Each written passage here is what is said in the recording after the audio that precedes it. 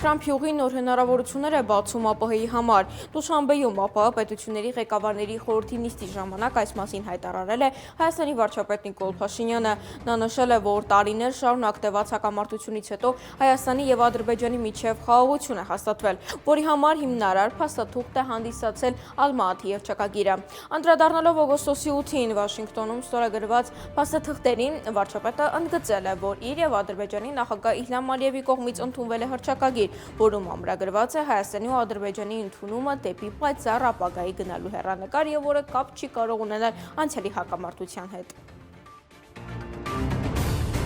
Աթևեր ճոպանուղին նշում է ստեղծման 15-ամյակը եւ Հոբելյանի նախաշեմին հերթական անգամ ներկայացվել է World Travel Awards 2025 թվականի միջազգային հեղինակավոր մրցանակին։ Ռուբեն Վարդանյանի նախաձեռնությամբ կառուցված եւ Գինեսի ռեկորդների գրքում գրանցված աշխարհի ամենաերկար հետադարձելի ճոպանուղին առանցքային դեր է ունեցել ոչ միայն Սյունիքի մարզի, այլև Հայաստանի Հանրապետության զարգացման համար, բարձրացնելով մեր երկրի զբոսաշրջային գրավչությունը եւ 3 անգամ միջազգային մրցանակ բերել Հայաստանի Հանրապետությանը։ Մայրաթորի պարգևների շնորհման եւ կարգապահական հարցերի հանձնախումբը հանդիպում էր կազմակերպել Տեր Արամ Քահանա Ասատրյանի եւ Տեր Տարոն Քահանա Հունանյանի հետ, սակայն նրանք չեն եկել հանդիպանը։